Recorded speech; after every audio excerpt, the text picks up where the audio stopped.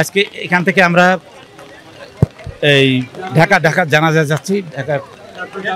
হ্যাঁ ঢাকা বিশ্ব, এরপরে কুষ্টিয়া চলে যাবে। কুষ্টিয়াকে ওইখানে সেকেন্ড জানাজা হবে আমাদের।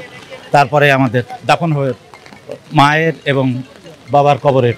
বাদ মাগরিব আমরা যত তাড়াতাড়ি দিতে পারি, বাদ মাগরিব আমরা আশা করছি যত যাও কুষ্টিয়া কবরস্থানে একদম।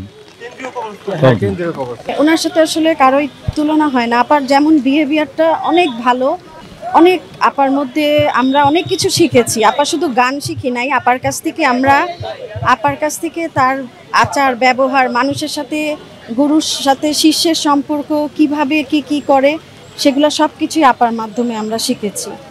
আমাদের মধ্যে এত শূন্যতার সৃষ্টি হয়ে গেল, আসলে আমাদের খুব ক্ষতি হয়ে গেল আপা চলে যাওয়াতে। এবং প্রকৃতির অশ্রু বিসর্জনের মধ্যে দিয়ে লালন মানুষ কন্যা ফরিদা পারভিন আজকে বিদায় নিলেন।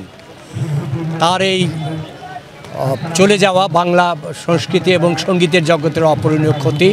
এই ক্ষতি আমরা আর পূরণ করতে পারবো কিনা জানি না, তবে আমি সংস্কৃতি মন্ত্রণালয় এবং এই সরকারের কাছে একটা আবেদন রাখবো যে ফরিদা পারভিন একটি লালন একাডেমি করেছিল, সেই একাডেমিকটাকে যেন বাঁচিয়ে রাখা হয়, তাকে যেন টিকিয়ে রাখা হয়।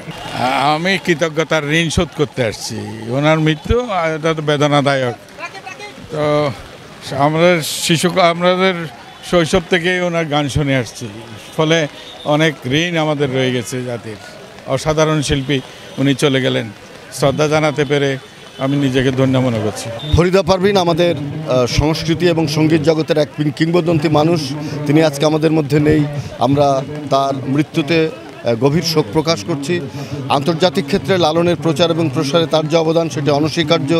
আজকে যে লালনের গান নগরে এত প্রতিষ্ঠা পেয়েছে, মিডিয়াতে, গণমাধ্যমে, তার পেছনে ফরিদা পারভিনের অক্লান্ত পরিশ্রম। আজকে লালনের গান মানেই ফরিদা পারভিন, ফরিদা পারভিন মানেই লালনের গান।